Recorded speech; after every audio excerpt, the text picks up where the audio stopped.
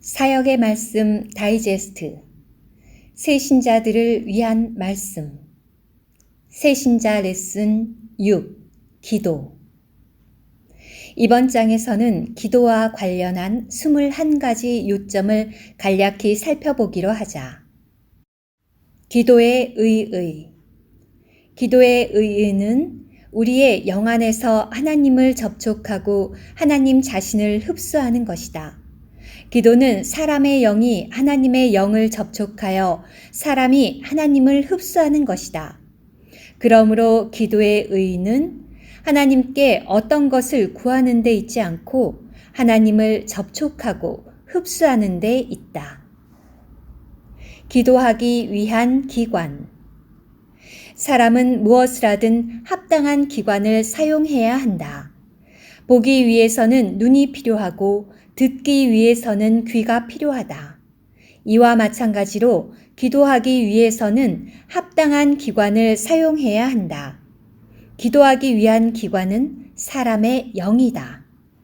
요한복음 4장 24절은 하나님은 영이시니 경배하는 사람들은 영 안에서 진실함으로 경배해야 합니다. 라고 말한다. 유다서 20절은 성령 안에서 기도하며 라고 말한다. 에베소서 6장 17절과 18절은 온갖 기도와 간구를 통하여 항상 영 안에서 기도하십시오 라고 말한다. 이 절들은 하나님은 영이시며 사람이 하나님을 접촉하려면 자신의 영을 사용해야 함을 보여준다. 사람의 영은 사람의 존재의 가장 깊은 부분이다. 자신의 영으로 기도하는 사람은 그의 가장 깊은 부분으로 하나님을 접촉한다. 사람이 자신의 가장 깊은 부분으로 하나님을 접촉하지 않으면 그의 기도는 효과적이지 않다. 그러므로 기도할 때 자신의 생각을 거절하기를 배워야 한다. 너무 많이 생각한다면 우리의 기도는 방해를 받을 것이다. 기도하기 위한 기관은 생각이 아니라 영이다. 기도의 수단 기도의 수단은 주님의 피와 그분의 이름이다. 우리가 하나님을 접촉하고 흡수할 수 있는 것은 주님의 피와 그분의 이름에 의한 것이다. 주님의 피는 우리의 행위와 대립되고 그분의 이름은 우리의 인격과 대립된다. 우리의 행위와 관련하여 우리는 더럽고 전적으로 악하다. 심지어 우리의 의로운 행위도 하나님의 눈에는 모두가 더러운 옷과 같다. 이사야 64장 6절 그러므로 우리는 하나님께 가까이 나아가기 위해 자신의 선한 일이나 미덕을 의지할 수 없다. 우리가 기도할 때 자신의 선한 일이나 미덕을 의지한다면 하나님과 우리 사이의 교통에 문제가 있게 되고 우리의 간구는 거의 응답받지 못할 것이다. 우리는 기도로 하나님 앞에 나올 때 오직 주님의 피를 의지해야 한다.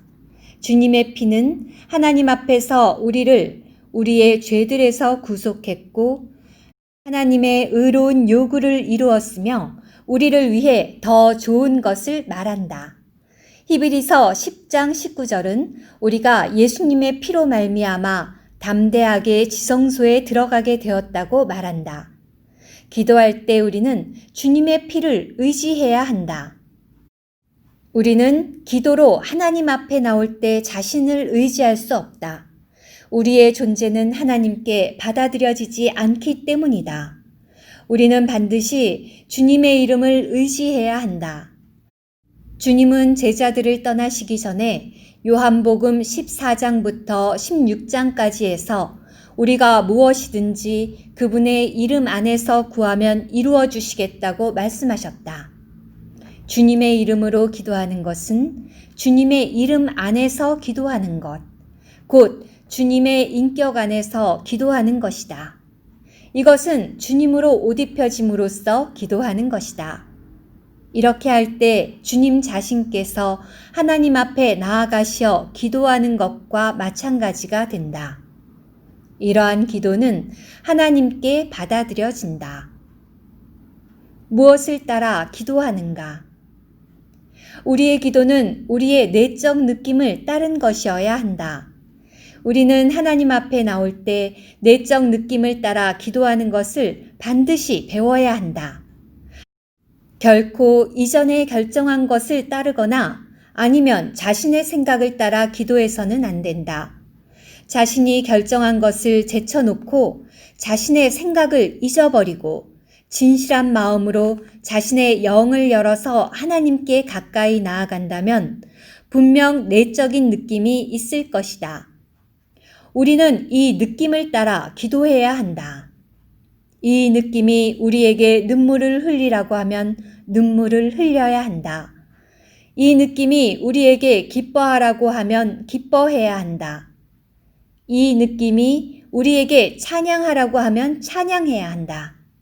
이 느낌이 우리에게 우리의 죄들을 자백하라고 하면 우리는 자백해야 한다.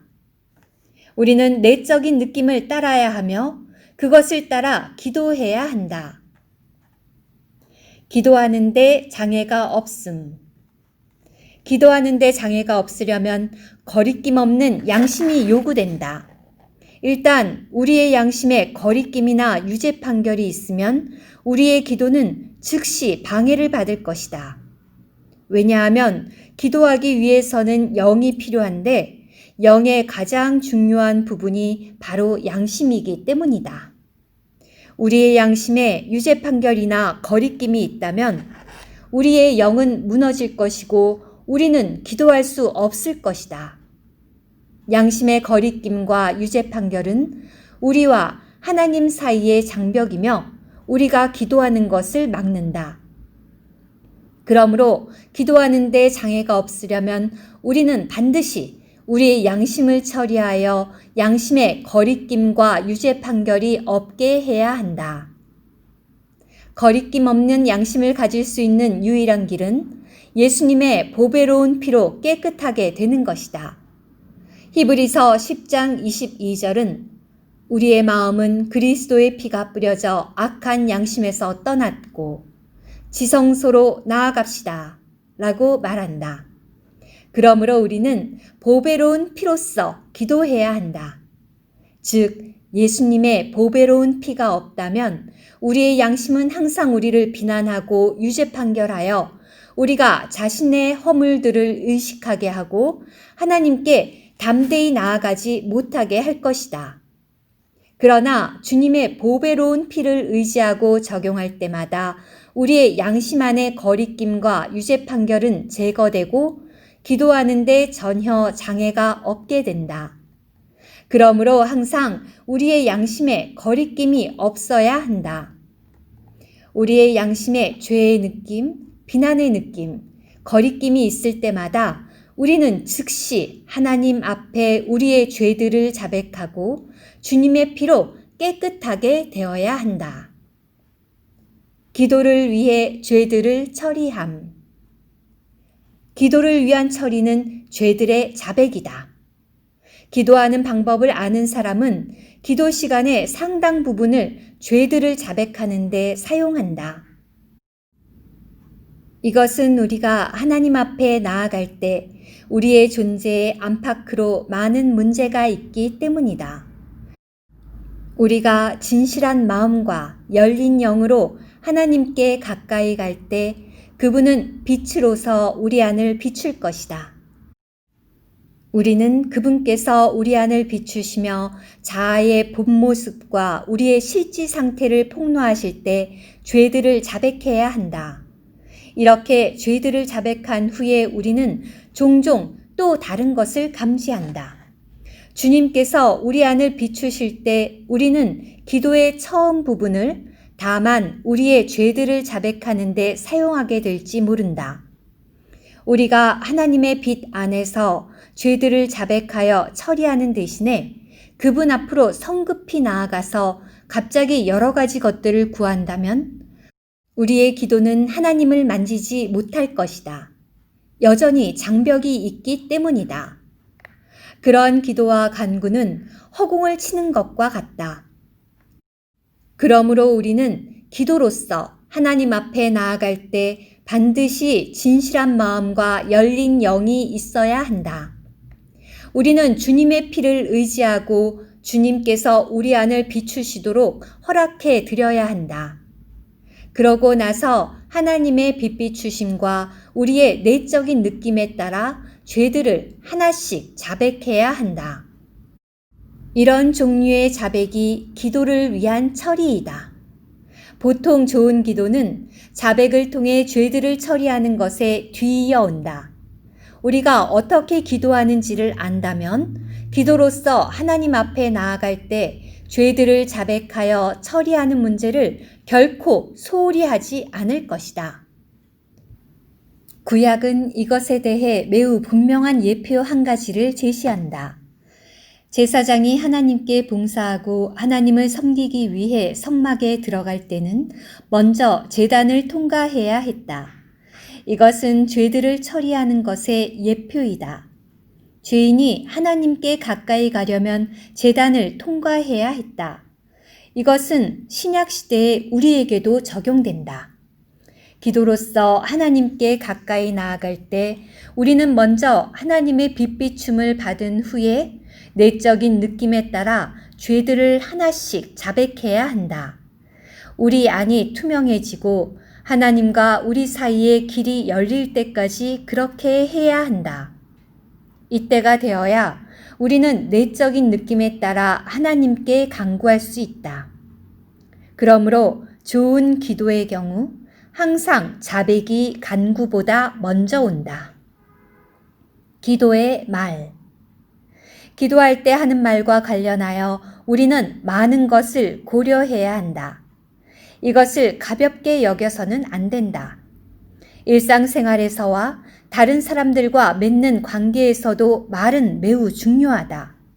예를 들어 아이가 부모에게 무언가를 구할 때 합당한 방식으로 구한다면 부모는 기쁜 마음으로 아이에게 그것을 줄 것이다.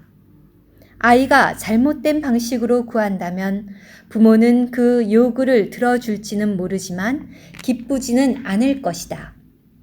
어떤 아이들은 말을 할 때 즐거움을 준다. 그들이 입을 열면 부모는 그 말에 따를 수밖에 없다. 그와 반대로 어떤 아이들은 부모와 이야기할 때 부모의 화를 돋운다. 이러한 차이는 말의 표현에 있다. 또 다른 예로 외교관의 경우를 들 수 있는데 모든 외교관은 자신의 말에 상당한 주의를 기울인다. 우리는 기도하기 위해 하나님 앞에 나아갈 때 우리의 말에 많은 주의를 기울여야 한다. 우리는 하나님께서 전지하시기 때문에 우리에게 필요한 것을 당연히 아신다고 생각해서는 안 된다. 그러한 생각 때문에 어떤 사람들은 마태복음 6장 8절에 여러분이 구하기 전에 여러분의 하나님은 여러분에게 필요한 것들을 알고 계십니다. 라는 말씀을 예로 들면서 기도를 가볍게 여긴다. 아버지께서 우리에게 필요한 것들을 아시는 것은 사실이다. 그러나 한면으로 성경은 가나안 여인이 주님, 다윗의 자손이시여 나에게 긍휼을 베풀어 주십시오. 마태복음 15장 22절 이라고 주님께 부르짖었다고 말한다. 그녀는 필사적으로 기도했지만 거절당했다. 주 예수님은 그녀에게 대답하지 않으셨다. 그래서 제자들이 나와 저 여인이 우리 뒤에서 계속 소리를 지르니 돌보아 보내주십시오. 라고 주님께 말씀드렸다. 주님은 자녀들의 떡을 가져다가 작은 개들에게 던져주는 것은 좋지 않습니다. 라고 대답하셨다. 그녀는 즉시 말을 바꾸어 주님 그렇습니다. 그러나 작은 개들도 제 주인의 상에서 떨어지는 부스러기를 먹습니다. 라고 말했다. 그녀는 주 예수님께서 그녀의 요구에 반응하실 수밖에 없도록 개, 제 주인의 상에서 떨어지는 부스러기 등의 표현을 사용했다. 말을 할 때 그녀는 주님의 마음을 돌릴 수 있는 수단으로 주님 자신의 말씀을 사용했다. 그녀는 주님의 입에서 나온 개라는 표현을 사용하여 자신을 개의 위치에 두었다. 그녀는 주님께서 오르십니다. 저는 개입니다. 그렇기 때문에 주님은 제 말을 그냥 지나치실 수 없습니다. 라고 말씀드리는 것 같다. 그녀의 말 때문에 주님은 그녀에게 은혜를 주셨을 뿐 아니라 그녀의 믿음을 칭찬하지 않을 수 없었다. 이것은 기도가 협상과 비슷하다는 것을 보여준다. 우리는 기도의 말을 배울 필요가 있다. 기도의 말은 중언부언하여 빈말을 되풀이하지 않고 간단명료하게 하는 것이 중요하다.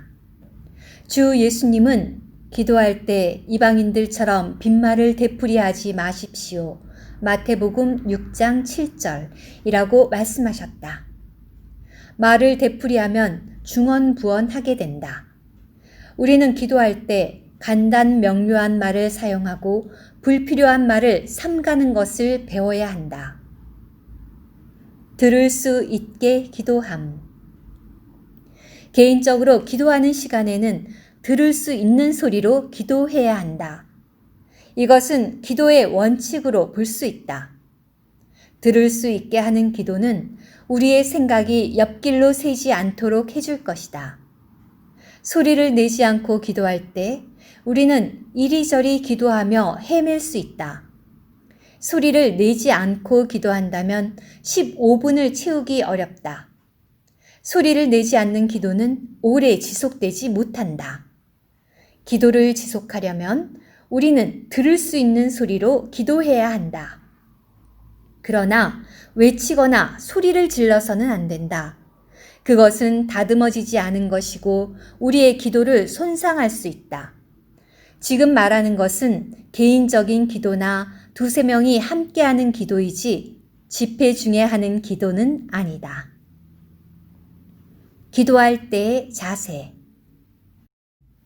기도할 때 서서 해야 하는가, 앉아서 해야 하는가, 무릎을 꿇고 해야 하는가. 이것은 기도할 때의 자세와 관련된 질문이다. 성경에서는 사람들이 훌륭하고 경건하고 진지한 기도를 드릴 때 항상 무릎을 꿇었다. 구약과 신약 모두에 그러한 예들이 있다. 기도하기 위해 무릎을 꿇는 것은 하나님에 대한 경건한 태도를 보여준다.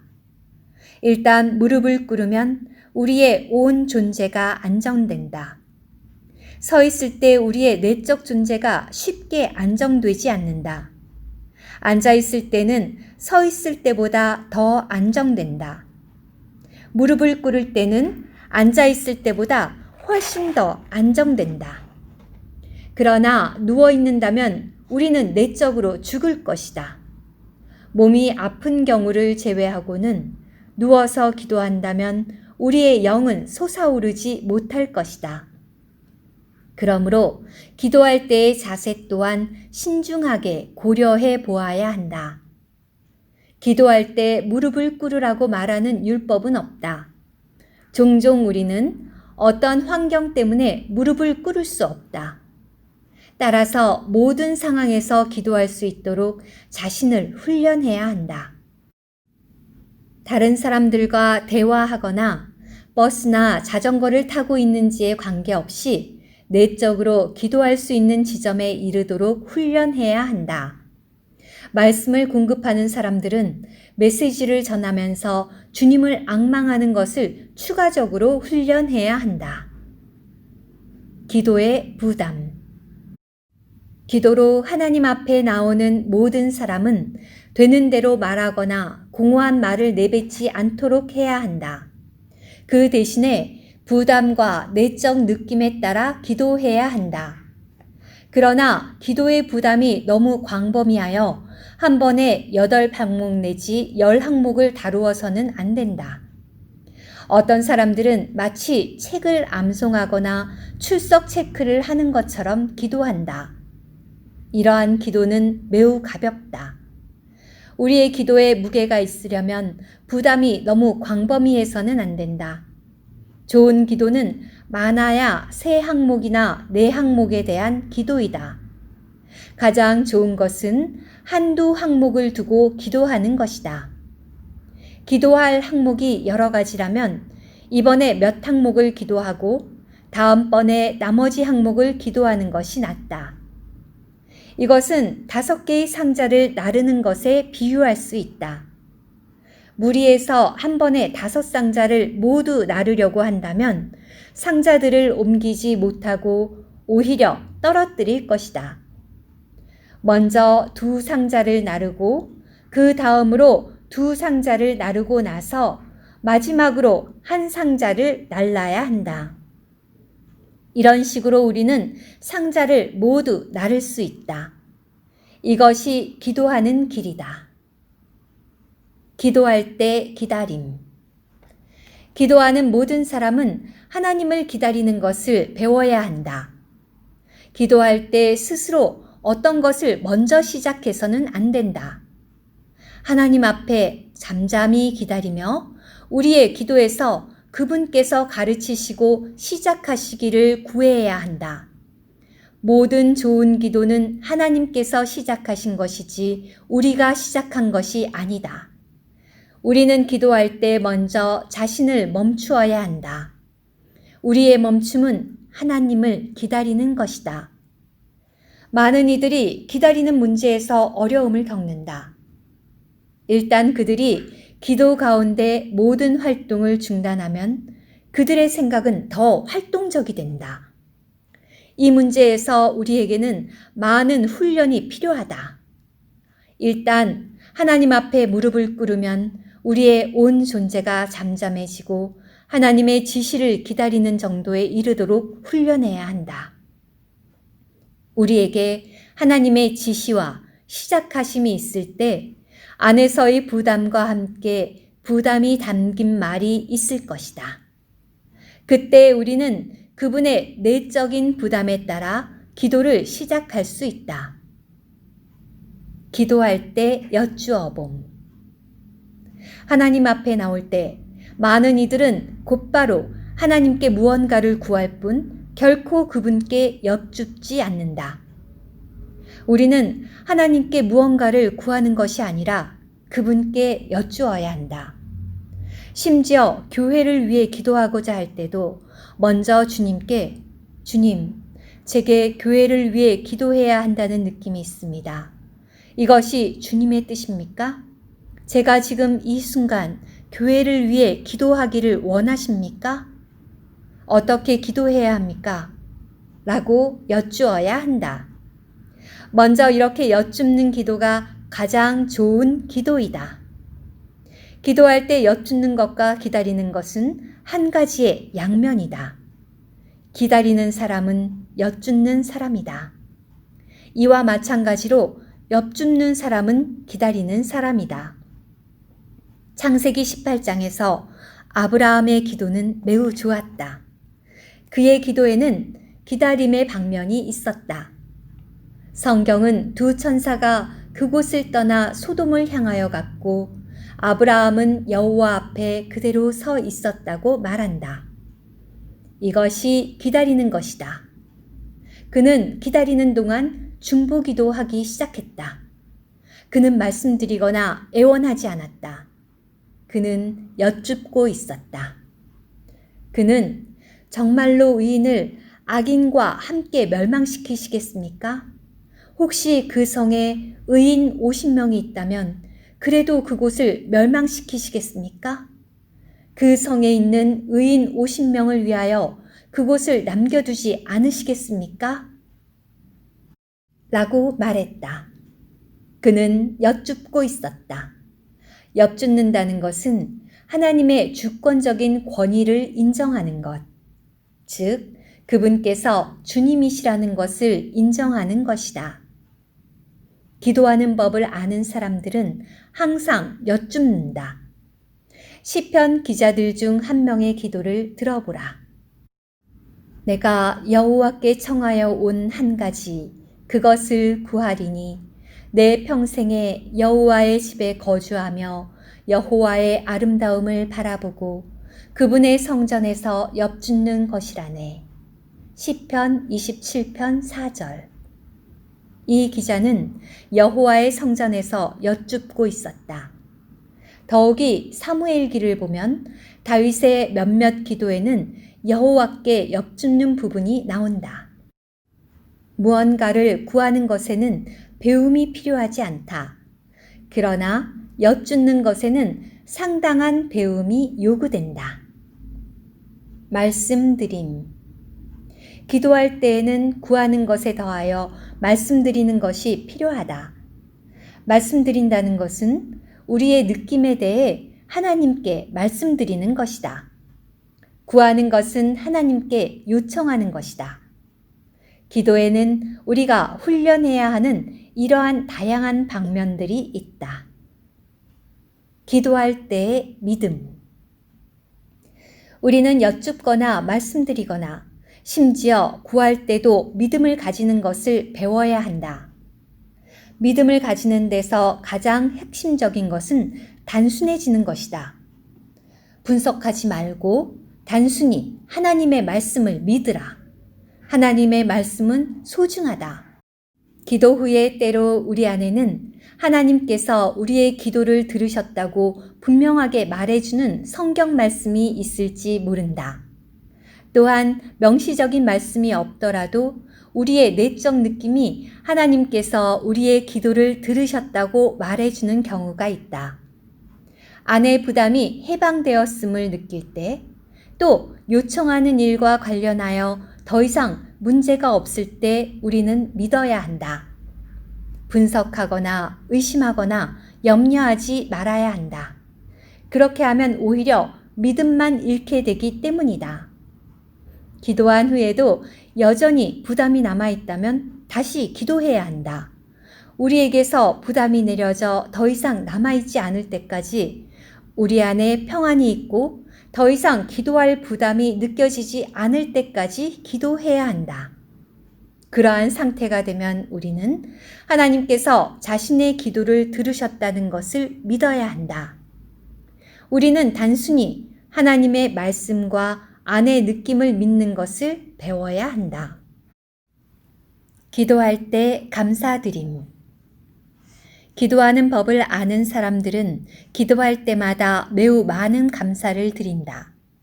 감사함이 없이 구하는 것은 합당하지 않다. 우리는 자신에게 무언가를 해주겠다고 하는 사람에게 항상 감사를 표한다. 그가 그 일을 해주어야 그에게 감사를 표하는 것이 아니라 해주겠다고 할 때 이미 감사를 표한다. 따라서 모든 기도에는 감사가 있어야 한다. 안에 평안이 있고 부담이 내려졌다면 우리는 감사를 드려야 한다. 우리는 주님, 제 상황을 주님께 말씀드릴 수 있음에 감사드립니다. 제 안에 평안이 있습니다. 주님께서 제 기도를 들으시고 제 간구에 응답하셨다는 것을 믿습니다. 감사합니다.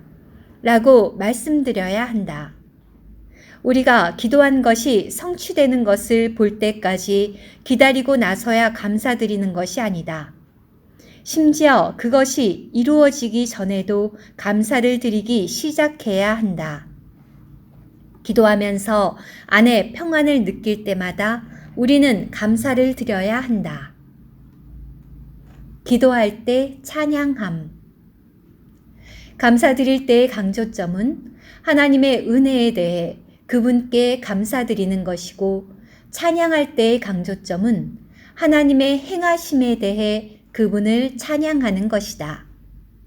기도를 통해 우리는 단지 하나님의 은혜를 만질 뿐 아니라 하나님의 행적을 증언한다. 하나님의 은혜에 대해서는 감사가 요구되고 그분의 행적에 대해서는 찬양이 요구된다. 우리는 주님을 찬양합니다. 당신은 놀라운 일을 하신 놀라우신 주님이십니다. 저의 어려움에 대해 말씀드리면서도 저는 주님께서 이 일을 이미 돌보셨음을 느낍니다. 주님의 약속으로 충분합니다. 주님을 찬양합니다. 라고 말씀드리며 주님을 찬양할 수 있다. 하나님의 은혜와 관련해서는 감사를 드려야 하고 하나님의 행적과 관련해서는 찬양을 드려야 한다. 기도할 때 경배함. 우리의 기도에는 또한 경배가 있어야 한다. 경배는 하나님 자신을 향한 것이다. 우리는 하나님의 은혜에 대해 그분께 감사드려야 하고 그분의 행적에 대해 그분을 찬양해야 하며 그분께 단순히 경배해야 한다. 기도가 응답받고 성취될 때마다 우리는 하나님을 체험하게 된다. 하나님을 체험할 때 하나님에 대한 경배가 산출된다. 성경은 사람이 하나님을 체험한 데서 하나님에 대한 경배가 비롯됨을 보여준다. 하나님에 대한 가장 좋고도 가장 분명한 경배는 야곱이 임종할 때 지팡이에 기대어 드린 경배였다. 야곱의 지팡이는 이 땅에서의 그의 여정에 대한 상징이었다. 야곱은 하나님에 대한 많은 체험을 했기 때문에 하나님께 경배할 수 있었다. 이건 역시 우리가 기도하며 경배할 때 적용된다. 우리의 기도가 응답되어 성취되든 성취되지 않든 우리는 기도를 통해 하나님을 만지고 그분에 대한 지식을 얻는다. 그러기에 우리는 그분께 경배해야 한다. 기도할 때 우리는 하나님 자신께 경배해야 한다.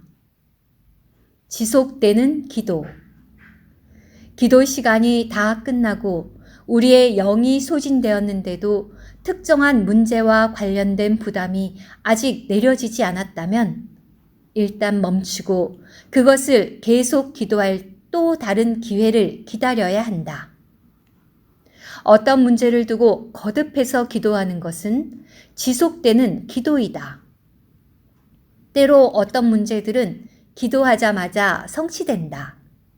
그러나 오랜 기간 동안 기도하는 것이 요구되는 문제들도 있다. 어떤 문제들은 성취되기까지 1년 혹은 수년간의 기도가 요구된다. 때로 하나님은 믿음으로 기도가 지속되는 것을 기뻐하신다. 지속되는 기도는 저울 한쪽에 카드를 한 장씩 쌓는 것에 비유할 수 있다. 각각의 기도는 한 장씩 더해지는 카드와 같다. 우리는 저울이 기울어질 때까지 계속해서 기도해야 한다. 이것이 지속되는 기도이다. 기도를 보완하는 것. 기도를 보완하는 것은 성경을 읽는 것이다. 성경 읽기와 기도는 서로를 보완해 준다. 성경 읽기가 잘 되려면 기도로 보완되어야 하고 기도가 좋으려면 성경 읽기로 보완되어야 한다. 우리는 이것을 가리켜 읽으며 기도하기 또는 기도하며 읽기라고 한다. 읽기와 기도는 이 두 가지를 구분할 수 없을 정도까지 서로 섞여야 한다. 성경 읽기는 우리의 기도를 돕고 기도는 우리의 성경 읽기를 돕는다. 이것은 왼팔과 오른팔에 비유할 수 있다. 두 팔 중 하나라도 없으면 균형을 잃기 쉽다. 성경 읽기가 없는 기도는 기도의 영을 솟아오르게 하기가 힘들다. 그러므로 우리는 일정 부분의 성경을 읽을 필요가 있다. 적절한 양의 성경을 읽으면 보통은 우리의 기도의 영이 높이 올라가고 고양되며 힘을 얻는다. 따라서 성경 읽기로 우리의 기도를 보완하는 것을 훈련할 필요가 있다. 기도 시간. 정해진 시간. 우리 모두에게는 매일 성경을 읽기 위해 정해놓은 시간이 있어야 하고 또한 기도하기 위해 정해놓은 시간이 있어야 한다. 우리는 아침과 정오와 저녁에 기도해야 한다. 불규칙적으로 기도하지 말고 기도를 위해 특정한 시간을 정해 놓아야 한다. 특정한 시간을 정해놓지 않는다면 그 시간을 잃어버리게 될 것이다. 경험이 있는 사람들은 시간을 구속하려면 따로 시간을 떼어 놓아야 한다는 점을 깨달아 알고 있다. 오직 떼어 놓은 시간만이 구속될 수 있다. 기도를 위한 시간은 더 말할 필요가 없다. 기도를 위해 시간을 정해놓지 않으면 규칙적으로 기도할 수 없을 것이다.